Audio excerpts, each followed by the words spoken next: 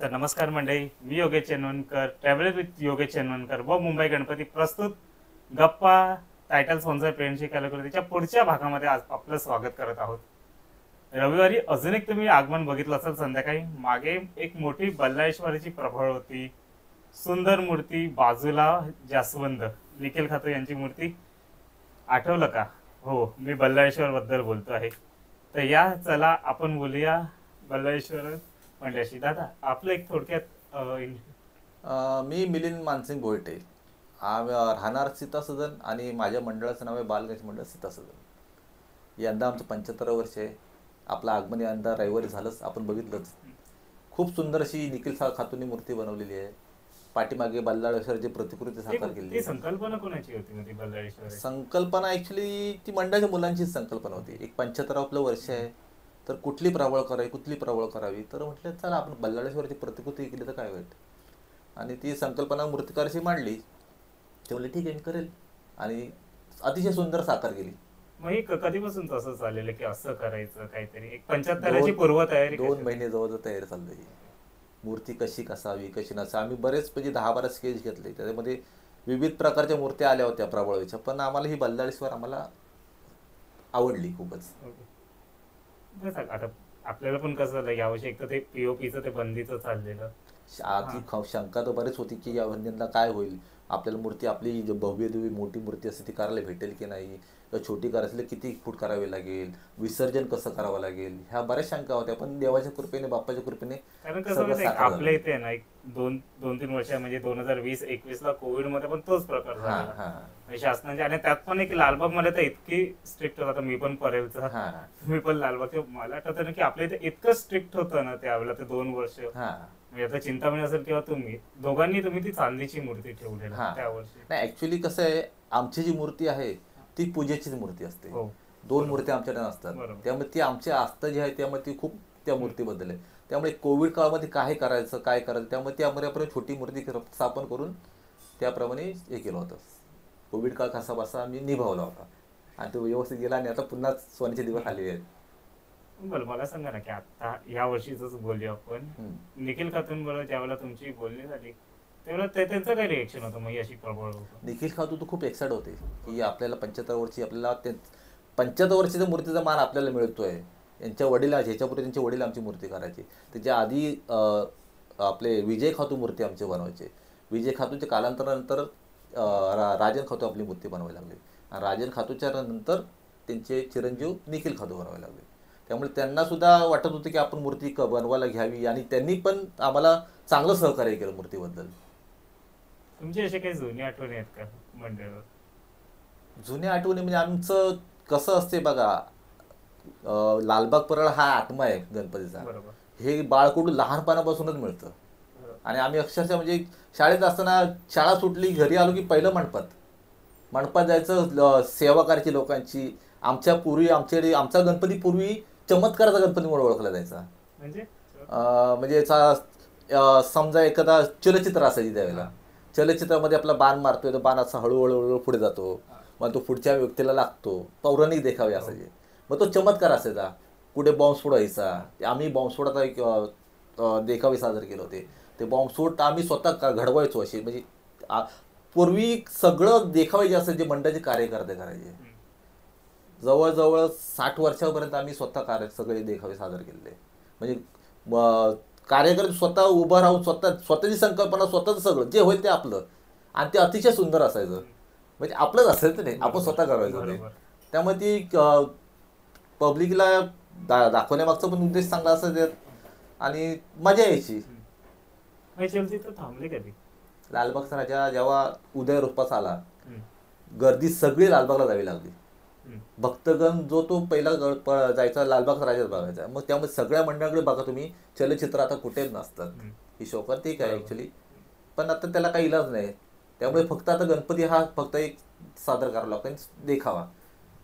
चलचित्रही असावी, कारण आपले पहिले बघा तुम्ही, रंगार वेळसाळमध्ये आपला पौराणिक देखावे असायचे, चिंचफुगीला पौराणिक देखावे असायचे, आमच्या इथे पौराणिक देखावे असायचे, असे अभूदयनगरला सामाजिक देखावे असायचे. हे सगळं बंद पडलं. म्हणजे सामाजिक जो उद्दिष्ट होता तो थोडासा पाठी पडला, आणि आता फक्त मूर्ती याच्यावर लक्ष केंद्रित झालेलं आहे सर्वांचं.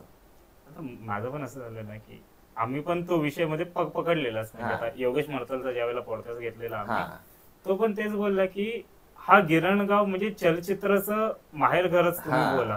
म्हणजे अगदी ते डिलाईट रोड पासून अगदी शिवडी पर्यंत पूर्णपणे तुम्ही ढेला रोडला जरी गेलात ना तरी सुद्धा तिथे वेगळीच मजा असायची. म्हणजे कुठे जा तुम्हाला प्रत्येक ठिकाणी वेगवेगळं काहीतरी चलचित्र 5 मिनिटाचा देखावा, कॅसेट. आम्ही एकदा तर आम्ही जिवंत असं म्हणजे जिवंत कलाकृती सादर केली ह्याच्यात नाट्यरूपात. मला वाटते ती केम मधली नर्स होती बघा, आता मला नाव आठवत नाही, तिच्यावर आम्ही देखावा सादर केला होता. पटनाट्य असायचं 5 मिनिटाचं की 5-6 जण व्यक्ती स्टेजवर कला सादर करायचे. ते संपले की पुन्हा 5 मिनिटं गॅप घेऊन पुन्हा सादर करायचे. म्हणजे एका रात्री जाऊ 20 शो आम्ही असायचे लाईव्ह करायचो. म्हणजे असे सामाजिक देखावे आता कुठेच नाही बघायला मिळत. ऍक्च्युली पुन्हा चालू व्हायला पाहिजे. आता सांगा ना की हळूहळू काळ बदलला, त्याच्यानंतर मग नंतर आता फक्त एक मूर्ती, मग त्याच्यानं मूर्ती आली, ते देखावे पण आले. मग आता तुमची एक पिढी होती आणि आता ही नवीन पिढी, तुम्ही दोघांनी कोऑर्डिनेशन कसं ठेवले मग त्यामध्ये? नवीन पिढी खूपच ॲग्रेसिव्ह आहे, पण त्यांना मार्गदर्शन योग्य तसं मिळालं पाहिजे. ते मार्गदर्शन मिळालं तर उत्सव अनंत काळातून चालू राहणार. उत्सव बंद नाही पडणार, पण त्यांना जी क्रिएटिव्हिटी लागते ना ती थोडीशी वेगळ्या मार्गाने चालली आहे. आता तुम्ही आगमन स्वरूप बघा, आगमनात नवीन नवीन कल्पना असतात. कोणी पारंपरिकमध्ये करतं, कोणी आपला झांज पथक म्हणा, अशा स्वरूपात वेगळ्या करायला बघतात. पण जो देखावा पाहिजे व 10 दिवसात आपण लोकांना काय दाखवणार, त्याच्यात जर का काय नाही केलं तर त्याला हे नाही राहणार काही. आणि त्यासाठी युवा पिढीला, नवीन पिढीला आपलं ते सांगणं पाहिजे की तुम्ही सामाजिक देखावा, आता सरकारने सुद्धा सांगितलं की आपला एक विषय दिला होता सामाजिक कार्याबद्दल, आणि राष्ट्रीय सण असं काही तुम्ही आता विसरलो मी, आता सांगू शकत नाही, पण त्या दृष्टीने गेलं पाहिजे. लालबागमध्ये फक्त तुम्ही सगळीकडे जाल ना फक्त गणपतीची मूर्तीच असते. देखावा हा प्रकार संपूर्णपणे बंद झाला. इव्हन तुम्ही परीला जाल, परीला सुद्धा मला वाटते फक्त देखावेच राहिले, हेच राहिले, गणपती राहिले. सामाजिक बांधिलकी हा विषय संपत चाललेला आहे. आणि त्या दृष्टीने आपल्याला काहीतरी करावं लागेल, आणि केलं तर चांगलं आहे काहीतरी. युवा पिढी करेल, पण त्यांना तशा पद्धतीने गाईडलाईन केलं पाहिजे आपण. पण आता काय कसं झालंय की आता मला आठवत ना की आपण लहानपणी थांबायचो. आताचं कसं एक फास्ट जनरेशन झालं. लहानपणी तुम्हाला सांगतो, लहानपणी आणखीन एक लाईन लागायच्या, गेट पास दर्शन, ती लाईन जवळजवळ 1-1 किलोमीटर लाईन असायच्या भक्तांच्या, आणि त्यात कुठे गोंधळ नसायचा, काय नसायचा. भाविक लाईन दर्शन घ्यायचे, 5-10 मिनिटाचा जो काही शो असायचे, चलचित्र असायचे बघायचे, आणि पूर्ण रात्रभर असं फिरत सगळे गणपती बघत जायचे. आणि त्यामुळे ती वेगळी मजा, सगळ्या गणपतीकडे सगळी गर्दी, डिवायडेशन व्हायचं, पब्लिकला त्रास नाही, पोलिसांना त्रास नाही. आणि आता काय होते, फक्त लालबाग राजामुळे सगळ्या मंडळांना त्रास होतो, आणि शिवाय जी रंगत राहिली ती राहत नाही, मजा सगळी निघून जाते मध्ये. मी काय बोलतोय आता, म्हणजे जसं मी मगाशी तुम्हाला बोलतच होतो की पब्लिक पण आता तेवढं नाही थांब, म्हणजे पूर्वी वेळ नाही, कोणालाच वेळ नाही राहिला. आता सगळं फास्ट इन्स्टंट पाहिजे. मूर्ती बघायची आणि भंती निघायचं. पण मूर्तीमध्ये नाविन्य आहेत. सगळ्या मूर्त्या जरी आता फक्त मूर्ती जरी असल्या प्रत्येक जण आपल्याला नाविन्य टिकवू नये, चिंचफुगडी नाही त्यांचं नाविन्य टिकवू नये. आम्ही मूर्ती चांगली सादर करतो, तर प्रत्येक मंडळ आपण जागा व्यवस्थित राखून आहेत. काही ना काही म्हणजे भले तुम्ही जर का देखावे नाही सादर केलं तर सामाजिक कार्यामध्ये त्यांनी अग्रसरपणा ठेवलेला आहे. आता समजा आमच्याकडे रक्तदान शिबिर म्हणा, आदिवासी वाड्यात जाऊन वह्या पुस्तकं वाटप म्हणा, अशा गोष्टीला प्राधान्य दिलं गेलं. आता ठीक आहे, आता देखावे होत नाहीत ना, मग ते जे होईल ते आपण सामाजिक कार्यामध्ये करू. जे त्याने सुद्धा पिढी पुढे अग्रेसिव्ह होतेच आहे, त्यांना सुद्धा त्याची जाणीव राहते. आता या वर्षीच्या मूर्तीवर येतो, मी इतके वर्ष बल्लाळेश्वराची मूर्ती बघितली, पण इतकी भव्य कधी बघितली नाही. यंदा खूपच जरा जास्त झालेली आहे. पण एवढी आता जवळजवळ 10-60 वर्षानंतर ही उंच मूर्ती झालेली आहे. पण यंदाची मूर्ती थोडीशी जास्त झालेली आहे, 25-26 फुट झालेली आहे. पण 22-25 फुटापर्यंत असते आपली मूर्ती. हो, म्हणजे मला आठवतं नाही, आता मी ब्रिज खाली अडकली नाही बोलत, बट कट टू कट एकदम यावेळेला गेलेली. मग त्यातून त्यावेळेला अशी भीती नाही वाटलेली की अडकली तर. तो करता घरी होता तोच आहे, तोच बरोबर जागेवर येणार आपल्या. पण काढली मस्त, म्हणजे मला आठवतं ना की काय येते ते वरती हे नाही. काय वेळेला कसं नियोजनात थोडीशी फसगत होते, कार्यकर्ते संभ्रमात असतात, काय करत प्रत्येकाची डोकी फास्ट चाललेली असतात. म्हणजे प्रत्येकजण चांगली भावना असते, पण कोण कोणच्या ऐकण्याची मनस्थिती नसतो. आता तीच जर का मूर्ती आपण फिरवून आणली असते तर व्यवस्थित पण आली असते, पण त्यावेळेला कोणचं ताळमेळ नाही राहत, भान नाही राहत, पण ती देवाच्या कृपेने व्यवस्थित आली बाहेर. हो. पण कसं आहे की थोडासा लेट पण झाला त्या मूर्तीला बाहेर यायला. बाहेर यायला लेट म्हणजे पुढे जे निखिल खातूनचे मूर्त्या होत्या त्यांची कामं बाकी होती, आणि आतमध्ये एक झाड जे आपलं होतं ना ते थोडंसं अडत होतं, ते थोडं कटिंग करावं लागलं, त्यामुळे थोडासा लेट झाला. मला माहिती नाही की आम्ही चंदनवाडी इथपर्यंत, चंदनवाडीचा पण आम्ही 2चा टाइम ठेवला होता बाहेर पडायचा. माझं तेच झालं की आम्ही चंदनवाडीला इथपर्यंत गेलेलो, बकरी अड्ड्यापर्यंत गेलेलो. बकरी अड्ड्यापर्यंत म्हणजे अगदी सतीशच्या कारखान्यांपर्यंत सगळं ते. बल्लाळेश्वर कुठे, बल्लाळेश्वराचा फोटो आला का? ऍक्च्युली आमचं आता बल्लाळेश्वर हे नाव खूपच जरा गाजत चाललेलं आहे. हो, म्हणजे लालबागचे अष्टविनायक ही संकल्पना आहे, त्यात आमचं नाव येतं हे आम्हाला अभिमानास्पद आहे. लालबागच्या अष्टविनायक म्हणजे आमचं एक लालबागचा सीतासनचा बल्लाळेश्वर आहे, ह्याच्यापेक्षा आम्हाला मोठं काय आहे? आमच्या एका बिल्डिंगचा एवढा मोठा उत्सव आम्हाला अभिमान आहे. माझा तोच प्रश्न होता, तो एका इमारतीचा उत्सव ना. मला सांगा ना की हे कसं काय आलं, म्हणजे एका इमारत, पहिल्यापासून एकच इमारत होती की चाळ होती?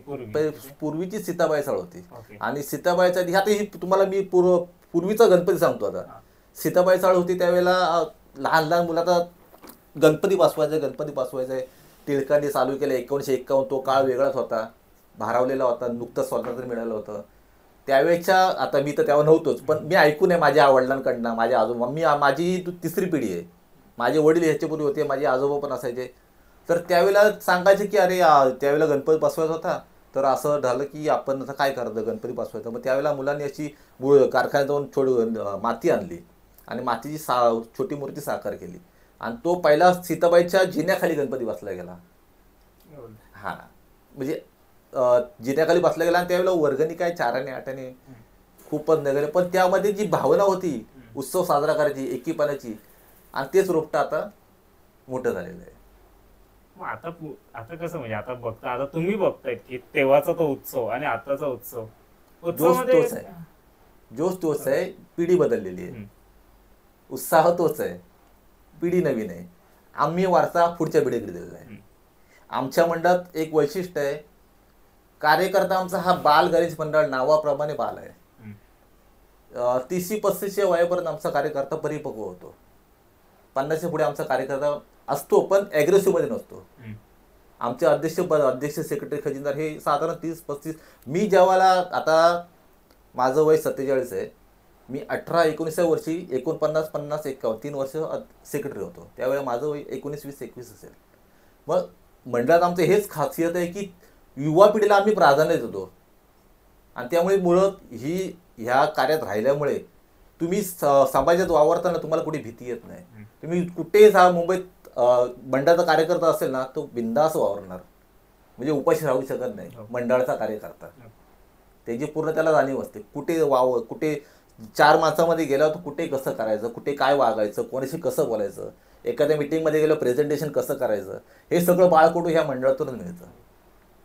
मला आता अजून एक परंपरा तुमची म्हणजे ती गौरी विसर्जनाची, ती कशी काय सुचली? अंगावर काटा आणणारी कल्पना आहे ती. कोविड काळानंतर मूर्त्या विसर्जन करायच्या नाहीत, समुद्रावर न्यायच्या नाहीत, आणि सरकारने योजना आणली की तलावांमध्ये विसर्जन करायचं. मग आमच्या युवा कार्यकर्त्यांची ही कल्पना आहे की आपण कोकणातली परंपरा आपण मुंबईत करूया का. ही परंपरा मुंबईमध्ये कुठेही नाही, माझ्या माहितीनुसार तरी. अशी एका बिल्डिंगमधले सगळे गणपती विसर्जन एकत्र कोणीच नाही जात. ही कल्पना आम्ही पहिल्यांदा राबवली, आणि सगळे गणपती विसर्जनाला खाली मैदानात येतात, सामूहिक आरती होते, आणि ती आरती म्हणताना जो अंगावर काटा येतो आणि कंठ दाटून येतो ना, त्याला शब्द तोड नाही. मला आठवतं, आता आम्ही पण देवगडचे, मम्मीचा कोडाळगाव, म्हणजे अगदी प्रॉपर तिकडचेच. आम्ही पण मम्मीला ज्या वेळेला ते दाखवलं ना, ती पण तेच म्हणजे अगदी ती गावची आठवण येते.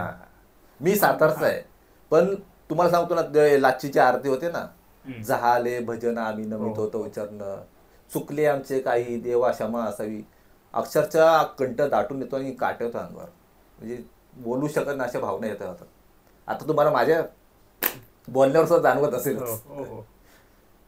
जबरदस्त आहे ती कल्पना, आणि आम्ही परंपरा जपतोय आता, आणि इथून पुढे चालू राहणार असते.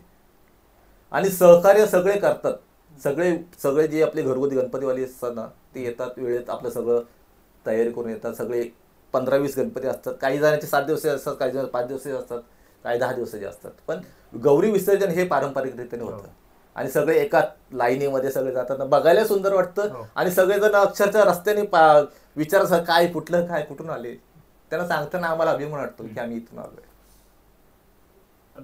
पुढे सांगा मग या वर्षीचे हे काय आहे गणेशोत्सवाची, आता पुढची तयारी काय गणेशोत्सवाची? गणेशोत्सव 10 दिवसाची तयारी बघा. गणपतीमध्ये विशेष कार्यक्रम असं काही नसतं, कारण गर्दीचा लोड भयंकर असतो. विशेष कार्यक्रम काही घेता येत नाहीत, पण भजन असतात आमच्या 1-2. शिवाय पूजा असतेच, त्यामध्ये दिवस जातात. हे 3-4 दिवस भजन आणि सगळं मिळून पाहुण्या रावणाची मानपान ठेवणं हेच महत्वाचं कार्य. विचार आताची पिढी कधी तुम्हाला असं बोलली नाही की आपण पण असं दुसऱ्या दिवशी येऊया विसर्जनाला कुठे चौपाटीला? म्हणजे आता तुमचं कसं रात्रीच होतं ना, मग दुसऱ्या दिवशी पहाटे करूया. ऍक्च्युली विसर्जन आमचं पहिलं दादरला असायचं, ट्रकवरची मूर्ती असायची. विसर्जन गणपती मंडपाच्या बाहेर पडल्यापासून दादर चौपाटीपर्यंत बँजो बाजा असायचा. सकाळी निघायचा, रात्री 8-9-10 वाजेपर्यंत दादरला पोहोचायचे.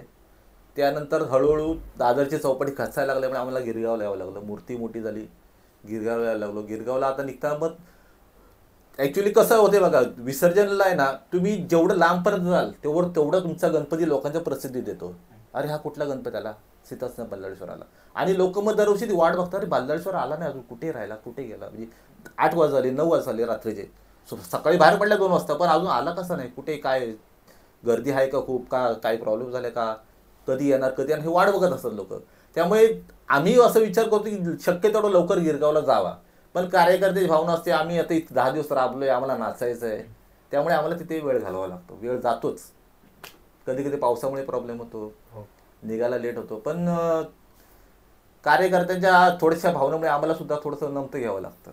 चाल त्यांची मजा त्यांना रातच्या दिवशी तरी करते सगळं. त्यामुळे तरी सुद्धा वेळेचं बंधन हे आम्ही ठेवून भरती ओटी ही बघून आम्हाला तिथे चौपाटीला पोचावं लागतं. जर का रात्री 10-12च्या आत नाही पोचलो तर डायरेक्ट सकाळी विसर्जन करावं लागतं. आणि विसर्जन आमचा पूजेची मूर्ती असल्यामुळे आम्हाला मूर्तीचं विसर्जन योग्यरित्याच करावं लागतं. आमचा तराफा असतो, तराफ्याने मूर्ती पूर्णपणे आतमध्ये जाऊन विसर्जन होतं. असं नाही की विसर्जनला गेला आणि गणपती साईडला ठेवला निघून आलो, नाही. मग किती वेळ लागलो चालेल, सकाळी समजा विसर्जन आपल्या जायला लेट झाला तरी थांबून राहायचं, तिथे भरतीची वाट बघायची. भरती आली की तराफा आला की तराफ्यातून गणपती विसर्जनला गेला आणि योग्यरित्या विसर्जन होते. पुढचं आता तेच म्हणतो गणेशोत्सवाचं या वर्षीच्या मुळात आता हे सगळं संकल्पना तुमची झाली, वाद्यपूजन झालं, त्याच्यानंतर एक लोगो ओपनिंग झालेलं. तो लोगो सुद्धा आमच्या एका कार्यकर्त्याने बालकाल करतात आहे. यंग म्हणजे जवळजवळ 18-20 वर्षाचा मुलगा असेल, त्याने तो ॲक्च्युली टॅटो वगैरे बनवतो, त्याने हा लोगो बनवला आणि स्केचवर मागवले होते. त्यात हा लोगो त्यांना आम्हाला चांगला वाटला बल्लाळेश्वराचा. त्याला सांगितलं तू बनव, त्यांनी बनवला. पण तो इव्हेंट पण आता मी पण आलेलो ना त्यावेळेला लोगो पाद्यपूजन. आता मला सांगा ना की पाद्यपूजन हे पण मस्त झालेलं त्यावेळेला. या वर्षीची म्हणजे ते सजावट पण चांगलं होतं, त्याबद्दल काहीतरी सांगा. सजावट ॲक्च्युली ही फुलांची सजावट केलेली. दरवर्षी ही सजावट सुद्धा आम्ही स्वतःच करतो, पण ह्या वर्षी असं ठरवलं की नाही, यावेळेला 75 वर्षाचे मुलं फिरत राहिले पाहिजेत. त्यामुळे आम्ही एका व्यक्तीला हायर करून ते करून घेतलं. पण हे करण्यामागची संकल्पना सुद्धा मुलांचीच असते की काय कसं करायचं, कशी मांडणी करायची, कसं प्रेझेंटेशन राहिलं पाहिजे, त्यानुसार ही सगळी मांडणी करून मुलं करतात. ते फुलांची सजावट कशी पाहिजे, तुम्हाला कुठली फुलं कुठल्या जागी पाहिजेत, काय गेल्या वर्षी आमच्याकडे ऑक्टोपसची मूर्ती होती आणि ऑक्टोपसच्या मूर्तीनुसार आम्ही समुद्र सादर केला. म्हणजे एक छोटा देखावाच होता पाद्यपूजनाला. ती सगळी सजावट मुलांनीच केली होती. मासे दाखवले होते, शिंपले दाखवले होते, कासव दाखवले होते. ही सगळी मेहनत लहान मुलांची होती. आणि त्यानुसार ह्या वर्षी फुलांची आरास केली फक्त आम्ही. मला एक सांगा ना की एक अशी मूर्ती जी तुम्हाला आठवते पूर्वीची आमच्याकडे एक अष्टविनायकची देखावा सादर केला होता. दगडूशेठ हलवाईचा गणपती आमच्याकडे साकार केला. ती मूर्ती मला खूप भावली होती. अष्टविनायकची मूर्ती, अष्टविनायक दाखवले होते आणि दगडूशेठ हलवाईची मूर्ती. म्हणजे पूर्वी तसं होतं, पण काय वेळा असायचं ना त्याशी अष्टविनायक एक शिंपल्यामध्ये गणपती होता, शिंपला खोलायचा. पूर्वी तर आमची ती मूर्ती होती, प्रतिकृती होती दगडूशेठ हलवाईची. तर दादा मला एक सांगा ना की अनेक नावं म्हणजे असं राजा महाराजा, तुमचं एक वेगळंच नाव बल्लाळेश्वर, म्हणजे ते पण अशा गणपतीचा ज्याचं मूळच एका भक्ताच्या नावावर मग आहे. तेच तर आहे ना. बालगणेश जो पालीचा बल्लाळ नावाचा गणेश भक्त होता तो बालच रूपात होता. आणि आमच्याकडचे कार्यकर्ते सुद्धा बालमध्येच आहेत. बाल गणेशचा बल्लाळेश्वर ही संकल्पना त्यामुळे निर्माण झाली की अरे आपले तर सगळे लहान मुलंच असतात ना, मग लहान मुलांचं भक्त म्हणलं बल्लाळेश्वर, मग आपल्याला हे नाव ठेवायला काही हरकत नाही आहे. बाल गणेशचा बल्लाळेश्वर यमक जुळलं. आणि यमक जुळण्यामागचं सुद्धा दुसरा उद्देश असा पण आहे की आपली सगळी मुलं लहानच आहेत ना. मोठा आपल्याकडे कार्यक्रम नाहीच आहे ऍक्च्युली, मोठं असायला पाहिजे नाही असं नाही, पण काही माहिती नाही आपल्या मंडळावर वैशिष्ट्य काय नाही, पण इथे सगळे असतात ते कार्यकर्ते बालच असतात. यंग पिढीच फक्त हे उत्सव पुढे नेते. 50 नंतर आता कसं आहे बघा, 35 नंतर ॲटोमॅटिकली जे अनुभवी कार्यकर्ते आहेत ते साईडला येतात, मार्गदर्शन करतात फक्त, पण घडवण्याचं काम फक्त ही युवा पिढीच करते. मग त्यानुसार बोललं बल्लाळेश्वर बालगणेशचा बल्लाळेश्वर करायला काहीच हरकत नाही आहे. आणि यमक जुळलं बोललं मस्तच आहे आणि ते सार्थकी झालं आहे. आणि ते नाव आता गाजतंय, चांगलंच गाजतंय. आम्ही 2016ला मुंबईचा राजा किताब मिळवला होता ना, त्यावेळेला काय मुलांनी अक्षरशः एवढी मेहनत घेतली होती. आणि ती मेहनत सुद्धा तुम्हाला सांगतो 12 वर्ष ते 18 वर्ष ह्या पिढीनेच घेतली जास्त. म्हणजे ते लाईन लागायचे ना, भाविक यायचे लालबाग राजाची आपले गणेश भक्त वगैरे, त्यांच्याकडे जाऊ ओ काका जरा SMS करा ना आम्हाला, आमचं गणपती यावेळेला ह्याला स्पर्धेमध्ये मुंबईच्या राजाला, तुम्हाला नाही तर आम्ही करून देऊ ना तुम्हाला, तुम्ही फक्त आम्हाला मोबाईल द्या तुमचा, आम्ही करतो सगळं. अक्षरशः ती आमची गल्ली जी आहे, त्या गल्ली आम्ही चोर गल्ली म्हणतो, त्या गल्लीभर मुलं असे फिरत असायची, प्रत्येक जणाला भाविकांना घ्यायची, विचारायची, त्यांचा मोबाईल घ्यायचा, त्यांच्याकडे सगळं करून घ्यायचं. स्वतः कार्यकर्त्यांनी मेहनत घेतली आणि त्या मेहनतीचं फळ म्हणून आम्हाला मुंबईचा राजा हा किताब मिळाला. आणि त्या किताब मिळाल्यानंतर नंतर ही उत्तरोत्तर प्रगती होतच चाललेली आहे. म्हणजे बरं, आता जसं तुम्ही बोलत होतात सगळं ते चाललं, ते मध्ये 2 वर्षाचा गॅप आला, कोविडचा गॅप. पण त्याच्यानंतर पण असं झालं ना की ती गरुड परत घेतली 22च्या गणपतीला. मला सांगा ना की ते 2 वर्ष झाले, 22चा जो गणपती होता त्यावेळेला कार्यकारिणीचं कसं हे सुचलं की परत हे असं भव्य दिव्य करूया? कसं असं की एक मनात हुरहुर असते, 2 वर्ष काहीच नाही केले. आता कोरोना काळ संपतोय, मग आता पुन्हा उभारी घेणं गरजेचं आहे. त्यामुळे कार्यकर्ता जोश तो डबल टिबल वाढला होता, कारण 3 वर्ष काहीच नाही करायला भेटलं ना. त्यामुळे ती उत्साह होता, त्या उत्साही भरात कार्यकर्त्यांनी जोर पकडला. स्वतःचे खिशातले पैसे टाकून उत्सव साजरा केला कोरोनामध्ये. 1000 2,000 जी काय जमेल तसे वर्गणी जमा केले आणि उत्सव साजरा केला. आणि नंतर देवाच्या कृपेने सगळी साथ दिली. तर दादा मला आता सांगा ना की आता हे 75 वर्ष पुढे सामाजिक कार्य कसे काय असतील? सामाजिक कार्यामध्ये एक तर आम्ही रक्तदान शिबिराचं एक आयोजन आहेच. जव्हार मोखाडा हे तालुक्यात तिथे जे आदिवासी पाडे आहेत तिथे आम्ही लास्ट टाइम मला वाटते 5-7 कोरोनाच्या अगोदरच्या पिरियडला आम्ही तिथे गेलो होतो. तिथल्या पाड्यांमध्ये अक्षरशः मुलांना कुठलीच सुविधा नाही आहे. म्हणजे तुम्हाला त्यांना वह्या पुस्तकं म्हणा काही त्यांना कुठे त्या सुविधा पुरवायचा आमचा प्रयत्न असणार आहे. शिवाय एक आधारवड मग आमचं एक वृद्धाश्रम आहे, तिथे आम्ही दरवर्षी जातो, त्यात खंत नाही. आधारवड असा वृद्धाश्रम आहे तिथे, मग तुम्ही बघायला आम्ही लहान मुलांना सुद्धा घेऊन जातो. का तर तुम्ही तुमच्या घरातल्या व्यक्तींना अशा पद्धतीने आणू नका. तिथे अक्षरशः म्हणजे पैशावाले लोक असतात, तिथे घेऊन आपल्या आईवडिलांना ठेवतात, त्यांचे अक्षर हाल असतात. पण ठीक आहे, आता काय त्याला इलाज नसतो, पण आम्ही ते मुलांना घेऊन जातो, त्यांना ती सेवा देतो. बाबा त्यांना काय लागेल नाही, तेल पाणी साबण कपडे टॉवेल वगैरे सगळं वस्तू त्या ह्यांना पुरवतो आधारवडला. आणि तिथे आम्ही आमच्या मुलांना घेऊन जातो दाखवण्यासाठी की बाबा असं हे समाज आहे. जास्त पैशावाले की लोक अशी बिघडतात, आपल्या आईवडिलांना इथे सोडून जातात, तर तुम्ही असं वागायचं नाही. आपल्या आईवडिलांना आपण सेवा करायची मरेपर्यंत. आपल्यासाठी ते त्यांनी एवढं केलं तर तुम्ही त्यांना विसरायचं नाही, हे जाणीव करण्यासाठी आम्ही त्यांना तिथे घेऊन जातो दरवर्षी. एक आमच्या कॉटन ग्रीनमध्ये पण एक अंधशाळा आहे, तिथे सुद्धा आम्ही 2-3 वेळा जाऊन आलो आहे. यंदा सुद्धा आहे तो विषय जायचा. आणखीन एक हे एक आहे जे हॉस्पिटलचे, ते लहान मुलं एकदम लहान 4 वर्ष 2 महिने 3 महिने 4 महिने अशी मुलं सोडून जातात ना, ती एक संस्था आहे. त्या संस्थेला आम्ही फक्त देणगी देतो. तिथे दुसरं काय करतात, त्यांना फक्त देणगी घेतात. तिथे आम्ही आवर्जून जातो. ह्या जे ठराविक 4-5 इव्हेंट आहेत आमचे सामाजिक, ते आम्ही न चुकता करतो. फक्त एक ह्यावरची रक्तदान शिबिर करायचा आमचा मानस आहे. आम्ही तो कोरोना पिरियडमध्ये एकदा केला होता. जे वेळेला खरंच रक्ताची गरज होती कोरोना पिरियडमध्ये, त्यावेळेला आम्ही कोरोना पिरियडमध्ये रक्तदान शिबिर भरलं होतं. आणि तो यंदाही आम्ही करायचा विचार आहे. जातो एक शेवटचा प्रश्न, बालगणेशचा बल्लाळेश्वर आणि निखिल खातू यांचं नातं तुम्ही सांगा ना कसं? नातं म्हणायला गेलं तर ते शब्दात मांडणं कठीणच आहे. हे भावनिक नातं आहे आणि भावनेमध्ये व्यवहार हा नसतो.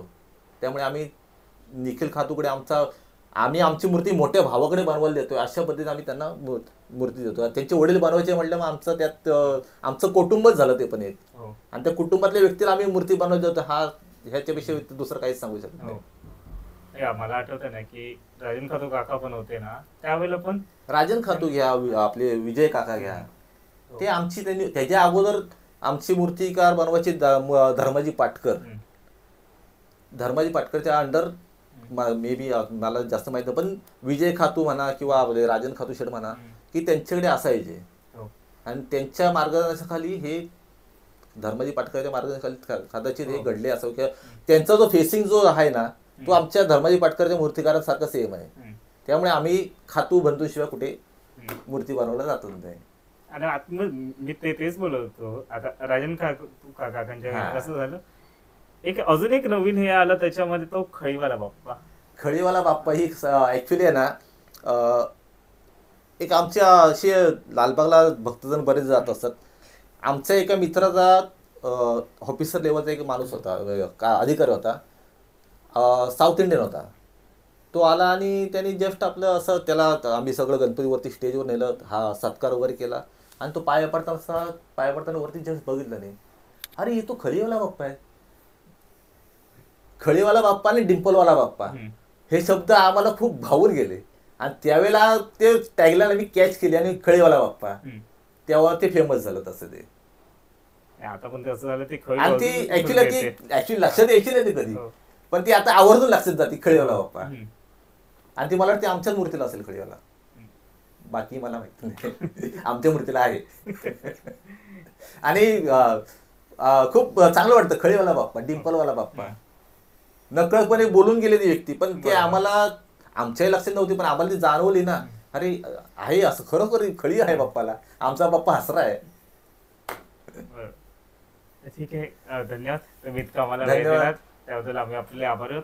आणि आता लवकरच उत्सव सुरू होईल, भाद्रपद गणेशोत्सव नक्कीच बघायला मजा येईल. 75व्या वर्षीचा या तुम्ही सुद्धा गणेशोत्सव कालावधीमध्ये. नक्की आम्ही येतो, तुम्हीही या, सगळ्यांनी या. यावर्षी आमचं 75 वर्ष आहे, त्यामुळे आम्हाला आमच्या खळीवाला बाप्पाचा आशीर्वाद घ्यायला या तुम्ही. तुमच्या सर्व इच्छा आकांक्षा ज्या काही तुमच्या असतील, इच्छा तुमचे जे काही संकल्प असतील, तुम्हाला पुढे जाण्यासाठी काय लागेल ते आमचा बाप्पा देणार तुम्हाला. तुम्ही फक्त गणपती आमच्या दर्शनाला या.